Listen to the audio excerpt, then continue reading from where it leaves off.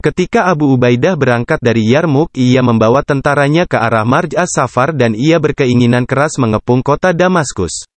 Tiba-tiba sampai kepadanya berita bala bantuan musuh dari Homs, dan sampai juga kepadanya berita tentang berkumpulnya tentara Romawi di field daerah Palestina. Sementara Abu Ubaidah bingung yang mana harus dihadapinya terlebih dahulu. Maka segera ia mengirim surat kepada Umar menanyakan perkara ini. Lalu datanglah jawabannya, mulailah menyerang Damaskus terlebih dahulu, sebab wilayah ini merupakan benteng negeri Syam dan ibu kota pemerintahan mereka.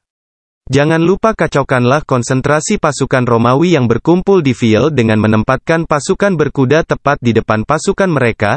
Jika pasukan berkuda berhasil menaklukkan mereka sebelum Damaskus ditaklukkan, maka itulah yang kita harapkan. Tetapi jika Damaskus yang terlebih dahulu berhasil ditaklukkan, berjalanlah beserta pasukanmu menuju field setelah menunjuk penggantimu untuk wilayah Damaskus. Jika field berhasil kalian taklukkan, maka berjalanlah kamu dan Khalid ke Homs dan serahkan Amru bersama Syarahabil untuk mengurusi Yordania dan Palestina. Maka Abu Ubaidah menugaskan 10 kepala pasukan berangkat menuju field. Setiap amir membawahi 5 pemimpin regu, dan pemimpin umum seluruh pasukan adalah Umaroh bin Mahsyi. Mereka berjalan dari Marj as-Safar ke field. Sesampainya di field mereka mendapati personil pasukan Romawi sebanyak 80.000 orang. Mereka mengalihkan saluran air ke sekitar mereka hingga tanah tempat mereka menjadi becek. Karena itulah tempat tersebut dinamai dengan Ar-Radagah. Abu Ubaidah juga mengutus pasukannya yang ditempatkan antara Damaskus dan Palestina. Ia mengutus pasukan ke Zilkala, dan ditempatkan antara Damaskus dan Homs, untuk menghadang datangnya bantuan musuh yang dikirim Heraklius. Setelah itu Abu Ubaidah berjalan dari Marj as-Safar menuju Damaskus. Khalid ditempatkannya di pertahanan dalam, sementara Abu Ubaidah dan Amr bin al-Ash di posisi sayap kiri dan kanan. Pasukan berkuda dipimpin oleh Liyad bin Ghanem, dan pasukan infanteri dipimpin oleh Syarhabil bin Hasanah. Mereka sampai di kota Damaskus, sementara yang menjadi panglima tertinggi pasukan Romawi di sana adalah Nistas Nusturus. Khalid turun tepat di pintu timur dan berjalan ke pintu Kaisan, sementara Abu Ubaidah turun di pintu Al-Jabiyah besar, dan Yazid bin Abu Sufyan turun di pintu Al-Jabiyah kecil. Adapun Amr bin al-Ash beserta Syarhabil bin Hasanah turun dan menempatkan pasukannya di seluruh sisa pintu-pintu lainnya, dan mereka telah menyiapkan alat pelontar dan kendaraan perang.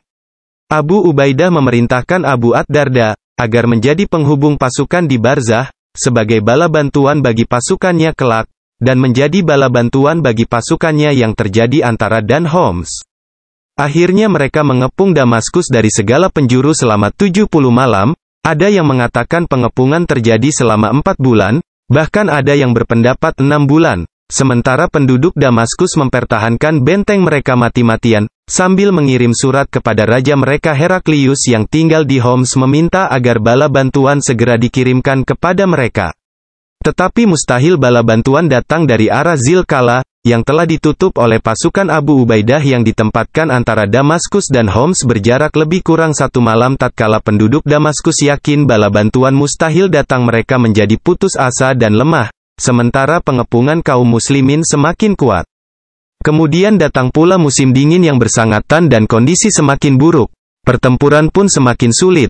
Namun Allah yang maha besar dan maha tinggi, pemilik kemuliaan, menakdirkan salah seorang anak pendeta lahir pada malam itu, dan ia menyiapkan jamuan berupa makanan dan minuman untuk orang-orang, maka seluruhnya berpesta pora makan dan minum hingga akhirnya mereka lalai menjaga pintu-pintu gerbang pertahanan mereka. Khalid sangat paham dengan kondisi mereka, sebab ia tidak tidur dan tidak membiarkan seorang pun dari pasukannya untuk tidur. Ia terus-menerus mengintai mereka siang dan malam, sambil mengirimkan mata-mata yang membawa berita musuh kepadanya sejak pagi hingga sore hari.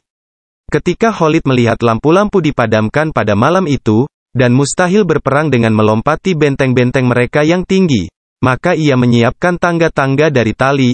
Maka para pahlawan dan jagoan perang seperti dirinya, Al-Kokko bin Amru dan Matzur bin Adi segera maju membawa pasukan mereka di dekat pintu dan berpesan kepada pasukannya, "Jika kalian mendengar takbir dari atas pagar maka naiklah ikuti kami." Mereka mulai menyebar tangga-tangga dan mengikat ujungnya dengan tali-tali yang panjang. Setelah itu Khalid maju beserta para sahabatnya berenang menyeberangi parit pertahanan mereka dengan membawa peralatan dalam kantong-kantong yang terbuat dari kulit yang digantungkan pada leher mereka. Akhirnya mereka berhasil memasang tangga-tangga dan mengikat ujungnya dengan tali-tali yang panjang, sementara bawahnya mereka biarkan di luar parit. Mereka mulai naik dari tangga-tangga tersebut. Ketika mereka telah naik di atas pagar, mereka meneriakkan takbir dengan suara kuat. Langsung pasukan Islam bergerak maju menaiki tangga-tangga yang telah disiapkan. Segera Khalid dan para jagoan Islam turun ke bawah menuju para penjaga pintu benteng dan berhasil membinasakan mereka. Kemudian Khalid beserta para sahabatnya memotong penutup pintu dengan pedang-pedang mereka hingga berhasil membuka pintu benteng dengan paksa, maka masuklah seluruh pasukan Khalid menyerbu dari pintu bagian timur. Ketika penduduk mendengar suara takbir, mereka bangkit dan tiap-tiap pasukan berangkat menuju tempat masing-masing di dekat pagar, tanpa mengetahui apa yang telah terjadi. Setiap kali pasukan mereka berdatangan ke arah pintu benteng bagian timur pasti dibunuh oleh pasukan Khalid. Akhirnya Khalid segera memasuki kota sambil membunuh siapa saja yang mereka jumpai.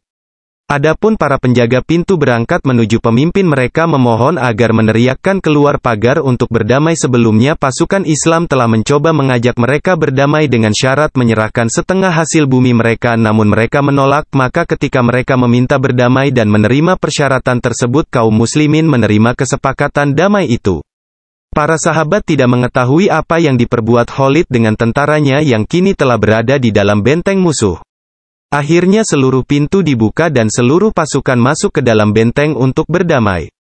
Namun ketika mereka telah sampai di dalam, mereka menjumpai Khalid tengah berperang membunuhi personil musuh yang mereka temui. Para sahabat berkata kepada Khalid, "Sesungguhnya mereka telah kami jamin keamanan jiwanya." Namun Khalid berkata, "Tidak, aku telah berhasil membuka benteng dan menaklukkannya dengan perang." Para sahabat berselisih. Ada yang mengatakan bahwa benteng kota ini ditaklukkan dengan damai, oleh amir mereka Abu Ubaidah. Tetapi yang lain berkata bahwa benteng ini ditaklukkan dengan secara paksa lewat peperangan, yakni ditaklukkan oleh Khalid dengan pedang.